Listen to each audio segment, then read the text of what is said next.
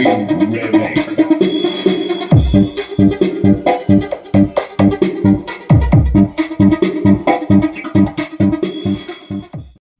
So ayun mga lods, at ito, welcome back sa ating muting channel, ano. So dumating na yung isang board ng ating PX 2000. So yung sunog andun sa ano, yung isang sunog andun sa lang sa loob ng ating ng bodega. So itong isa naman, hindi naman siya nasunog, kaso need makalibrate mga lods, ano. Kaya baka nga ang unang may-ari nito ay ginalaw to, baka ginalaw niya to. Nagluloko-loko yung bias nito nung una pag check natin, ano. So need natin to makalibrate. So ito yung bago, at tandaan na wala pang walang rugby. Ayan, ito may rugby, ito yung so ito walang rugby, malinis. So ganyan si madam, na ganyan yung after sale support nila. So tayo pinagawa ni madam dito sa atin. So kaya ito change board. Ayaw ni madam na mag-repair ako, ayaw niya akong pag-urin. So pero ito i-calibrate natin kasi yung tunog nito is basag. Although tumutunog siya pero basag, no. So ito yung bago. Sasalpak testing natin to bukas kung kung para malaman din natin kung yung back panel ay okay lang, no. So kapag maganda naman tunog nito doon, so it means buo lang yung back panel natin, itong main amplifier talaga ang may problem.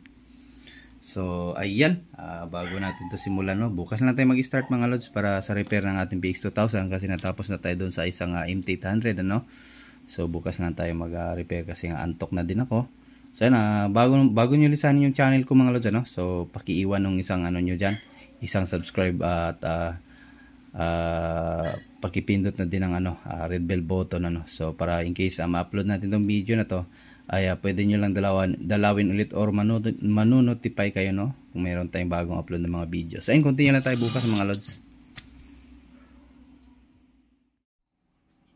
So ayan, magsha-shoutout muna tayo sa inyo mga lods, ano. So yung last comment ng ating bagong upload na video yung sa MT800. So ito na yung mga nagko-comment. So ito yung shoutout natin.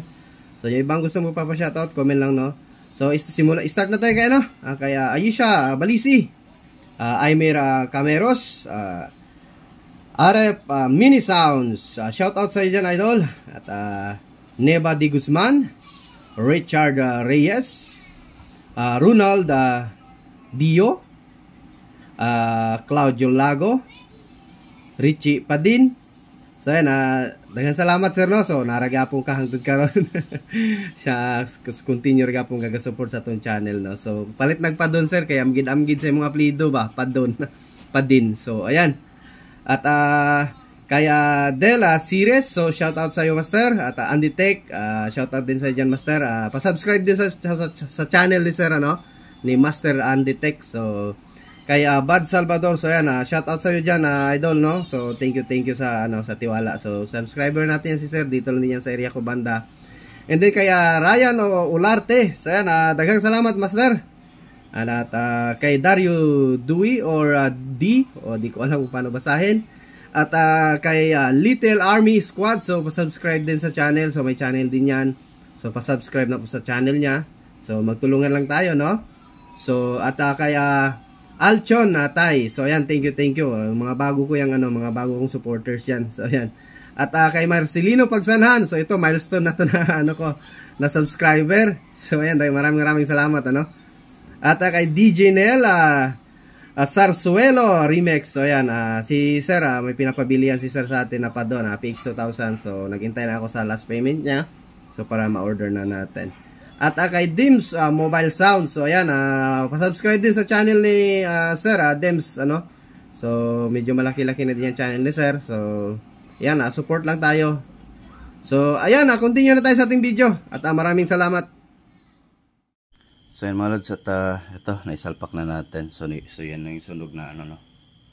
So pinagpalit natin yung heatsink kasi iba yung napadala ni madam na channel, yung butas ng heatsink, no. So yung para doon sa ilalim. So pinagpalit ko sa isa. So ito yung bagong pinadala ni madam. And ito yung sa kanyang kabilang channel na okay, ano.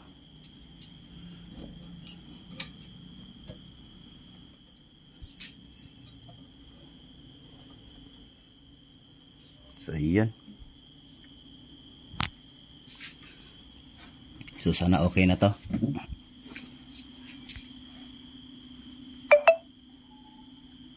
0.7 stereo.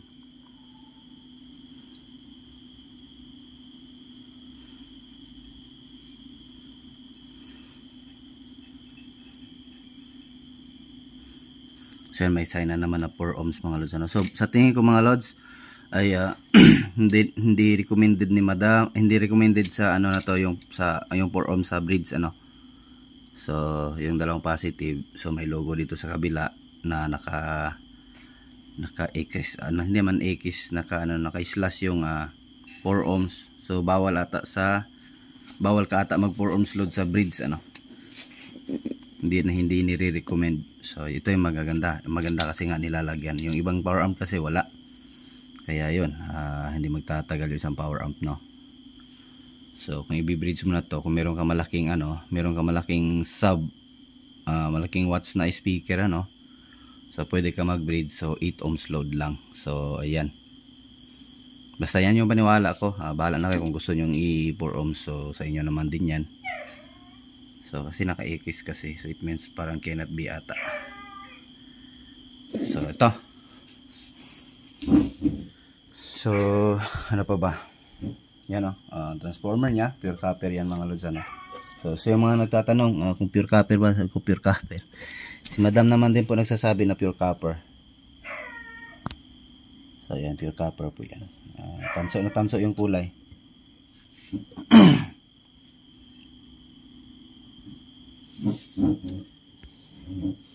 So yung mga nagtatanong pala sa PX 1850, so pasensya na kayo no. So hindi ko na na-vlog mga lods ano, kasi nga nandito na yung may-ari ng power amp, kasi mayor yung may-ari no doon sa Sulu. So hindi ko na na-vlog, hindi ko na na-share sa inyo, hindi ko na na-review.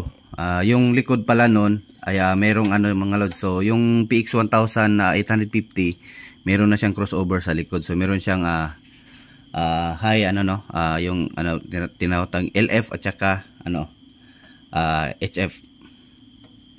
So yung low frequency at saka high frequency, meron na siyang crossover no, yung PX 1850.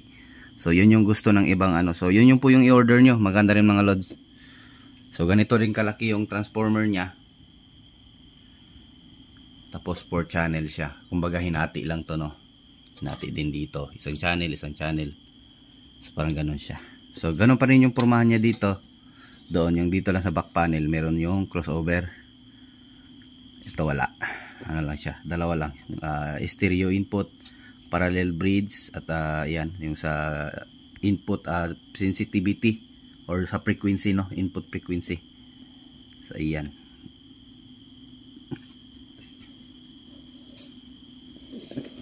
So ito at testing natin, mag series valve muna tayo, baka may problem pa. Ito pala mga lods, ang napag-alaman ko na history nito ay ginalaw pala to.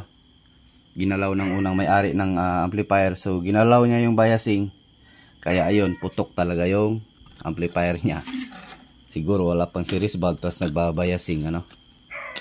So ginalaw niya yung biasing ng amp na to. So ayan, kaya sunog na sunog to dito sa kabila. Ayan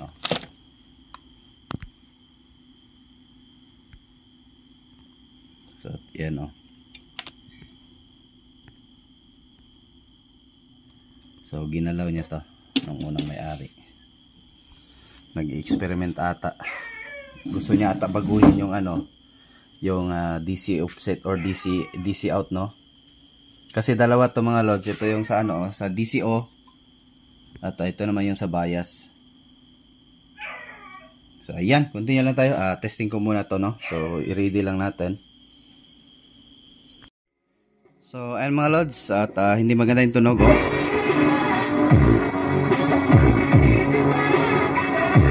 So basag yung tunog mga lods, left and right. So okay na siya, hindi siya nagpo-protect, wala nang problem. So wala namang DC out, na check ko tong itong left and right. So ayan papakita ko sa inyo. So wala naman siyang DC out.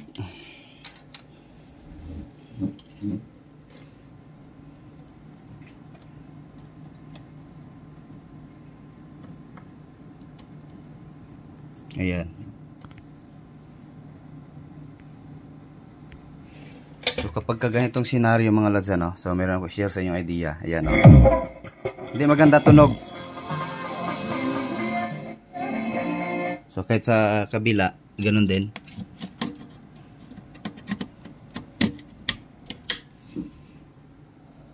Kaya siguro ginalaw to nung unang may-ari nito kasi baka siguro inisip niya sira yung or nag-DDC out yung ano, no.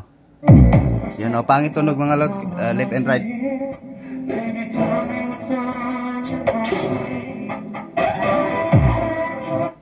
So pag ganito mga lods, ang una-una yung i-check ay ang kasi dito talaga yan sa back panel ang problem kasi nga basag yung tunog, ano. So wala namang nag-protect dito sa front, so it means goods yung power yung pinaka main board.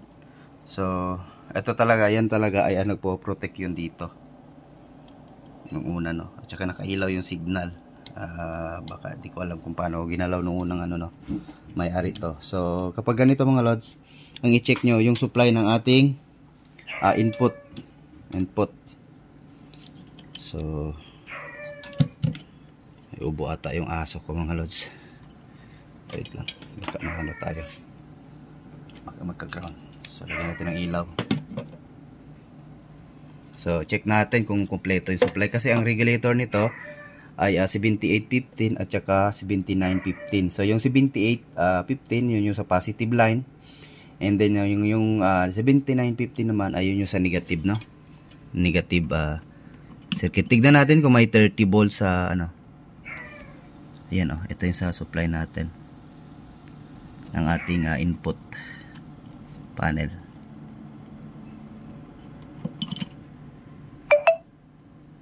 So may nag-miss call, nasa blacklist natin. Sino kaya yan? Sino kayang mahiwagang customer yan? Hindi nagre-ring yung cellphone ko, nasa blacklist. Kaya mga customer ko, umayos-ayos kayo sa akin. Kung hindi ako kawalan sa inyo, ay mas lalo na din ako. Marami pang nangailangan sa akin. Yung mga buraot yan mga lods, binablock ko yung mga buraot na tao. So ayan, meron, hindi kompleto mga lods. So meron tayong 16 volt. So it means dapat kasi nasa 30 volts to mga lods, ano. Kasi 15-15 79-15, 78-15. So negative 15 at positive 15. So anong nangyari ay 16 na lang. So it means isang regulator nito ay sira. So tignan natin sa positive line, lagay natin sa ground yung ating ito. Lagay natin sa gitna, ayan, oh. Kasi yeah, pagitna natin. Tingnan natin kung mayroong positive. So ayun, wala nga, nasa 1 volt lang. So yung kabila, check natin. Kaya basag ang nangyari, basag mga lods, ano. So merong 15, ayan. Yung negative natin ay may 15. So ang sira ay ang positive na regulator. Kaya basag yung tunog ng ating amplifier. So yan, oh, ito yung sira. Yan, 78-15. Ito na regulator ang may problem. So ayan, continue lang tayo. Check natin kung supply ba ang problem or regulator. So baka lose contact. So kasi bago pa naman to. So ayan, continue lang tayo. At ano ko muna sa likod kasi medyo mahirap kasi baklasin yung ano. So pause lang yung video natin. So ayan mga lods, at ito. So tinanggal natin yung main capacitor, yan, tinanggal. Grabe yung suyod ko nito mga lods, na loko ko nito. May pala, yung pagkasunog pala ng ng kanyang kanyang regulator ay nung pinalitan natin, yun nga ay nagda-drop siya ulit. So yung pala, naloko sa kaka-trace dito, wala pala dito yung problem.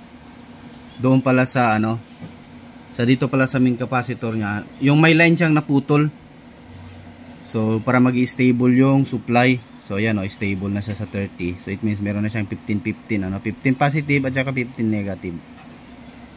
So ayan. Nung una kapag tinanggal natin tong back panel, ay magno-normal siya sa 15, pero maya-maya ganun pa rin, mga siguro mga 1 minutes magda-drop siya. So kapag ganun, ay magbabago na yung tunog ng ating amplifier. So ito sinuyod natin. At ayan, binaklas ko ngayon lang lahat kanina yung capacitor natin, ano, para lang maano natin. Matrace yung line kasi nga kulay itim, ang hirap mga lods, ang hirap i-trace kasi kulay black yung board. So hindi mo siya hindi mo siya sa ilaw, no, na yung makita yung kunyari ganyan sa ilalim yung ilaw. So hindi mo siya makita talaga kasi kulay black. Hindi talaga tumaklon na amplifier. So ito, at stable naman yung supply, and then balik na natin yung ating input mga XLR, ano. So ayan, continue lang tayo. Mga lods, naibalik na natin. Ayan. So naka-power na to, may audio na din to. So check.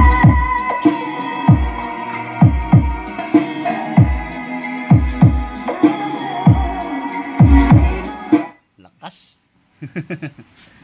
So ayan, at ganun lang mga lods, ano. So pasensya na kayo, so yung video natin ay hindi tutorial, ano, kundi nag-share idea lang tayo.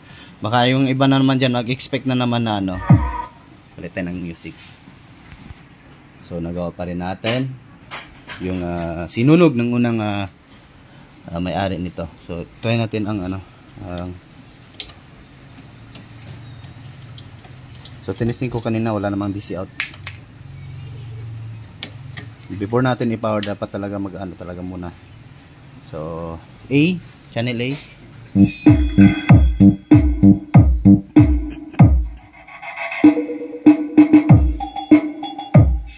So naka-series valve pa tayo.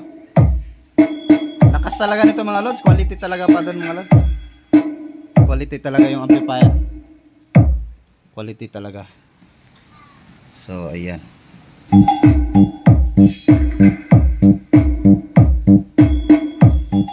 So ayan yun, no.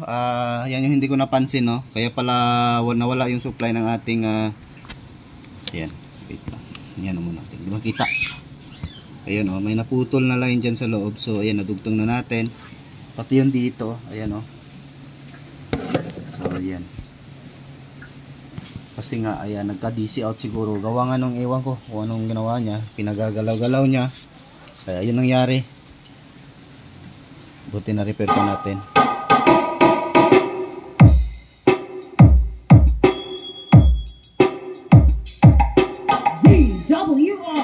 Remix.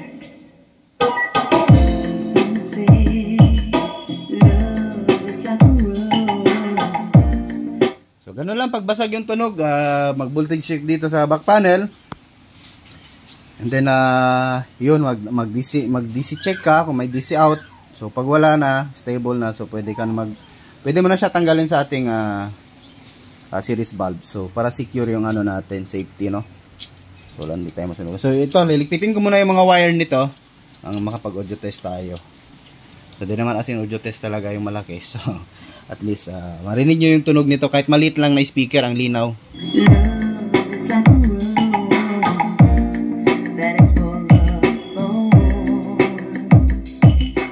Solid talaga. So ano ko muna yung mga wire mga lods, ayusin ko muna. So ayan, balik na natin yung wire. So ayan, naligpit na natin. Maganda na ulit tignan. Malinis na malinis. So power natin. Naka-series valve na tayo. Saka na tayo mag-final kapag kita natin na goods na.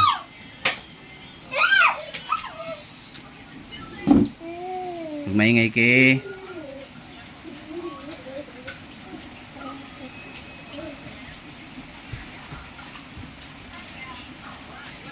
Ayun.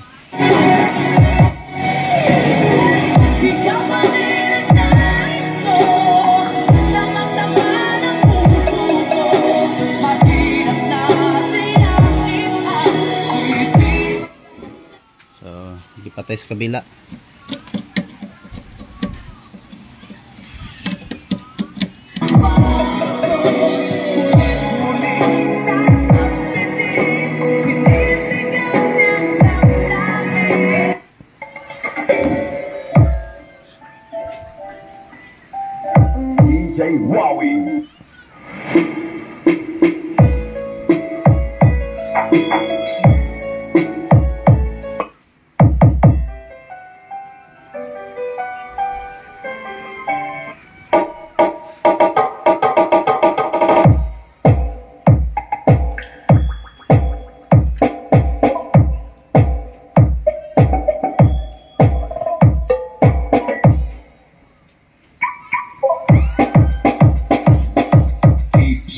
Wowie Remix.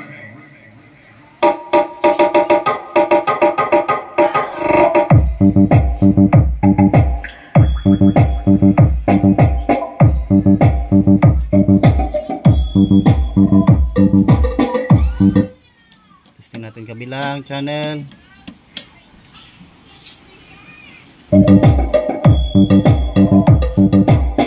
Ganyan lang volume natin mga lods, maliit lang.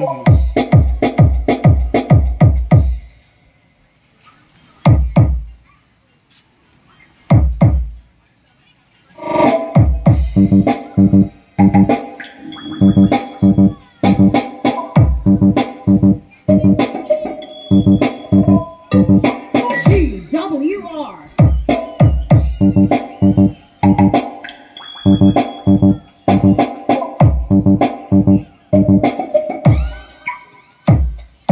DJ Wowie Remix.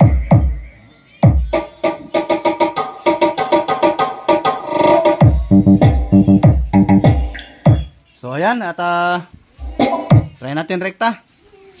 So patayin muna natin. Rekta na natin. Hindi na tayo dadaan ng series valve. So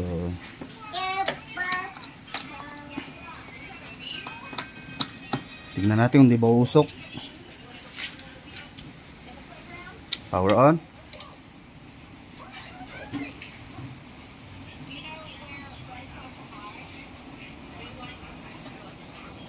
So ayan, at yung mga hindi pa nakasubscribe mga lods, so pa-subscribe na po at pakita notification bell at ilagay sa all para lagi updated kung ever babalik kayo dito sa aking channel ay makakabalik agad kayo.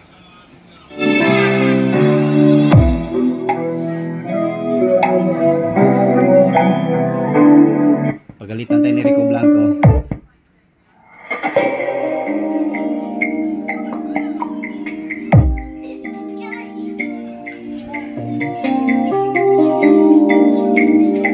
Tingnan natin kung malakas ba. Oh.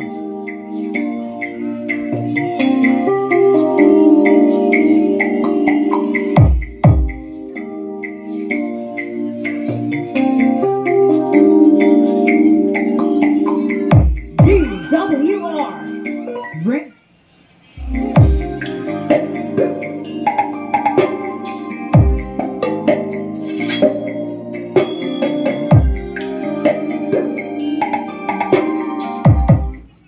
Channel ulit para sure tayo, para para ma-final na natin at ma-close na natin to.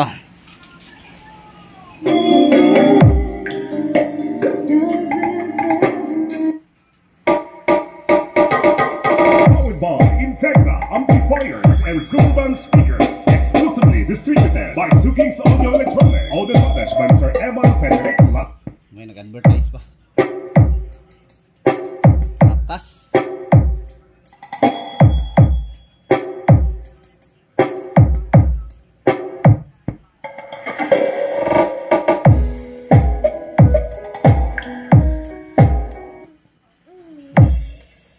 Lahat may copyright.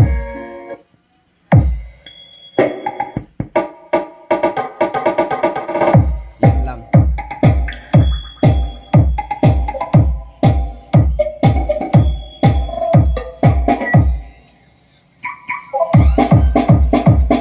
DJ Wowie Remix.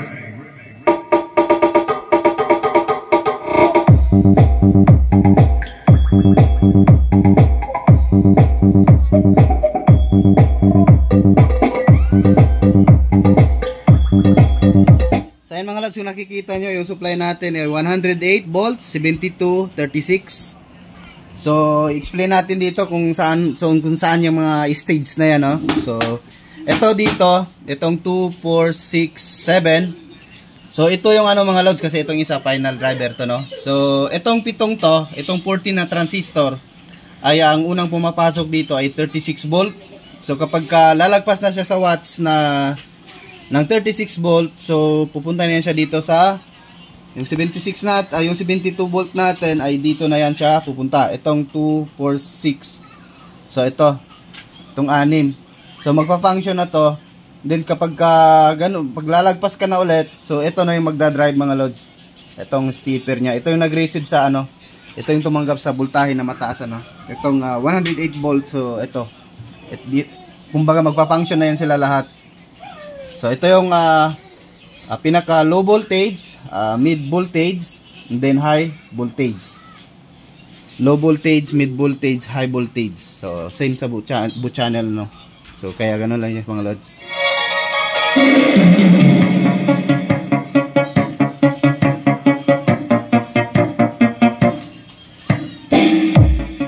Grabe.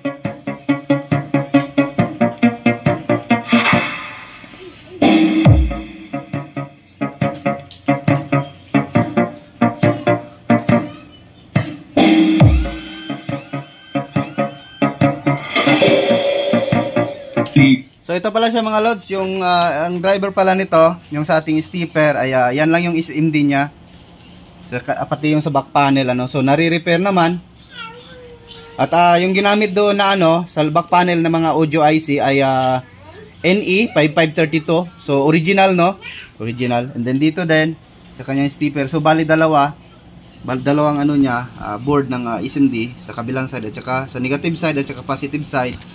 Dito naman sa kabila ganun din. So yung sa Kevlar na MZ1000 ay isang ganito lang. Tapos back to back pa 'tong mga lods back to back to siya. Meron din yan sa likod pyesa. Yan kagaya niyan nasa likod din. So back to back siya. So ayan.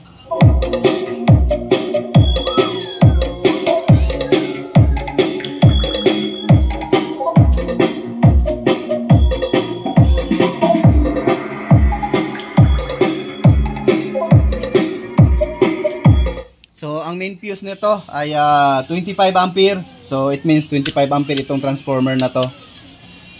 So yan. Secondary 25 ampere. Or nasa 28. So kasi hindi naman pwede ipantay kasi nga ay hindi na siya magpo-protect kung in case masunog na.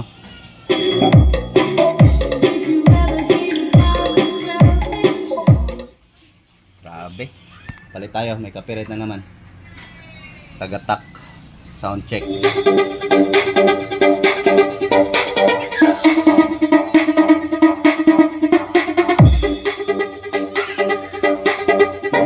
DJ Wowing Remix.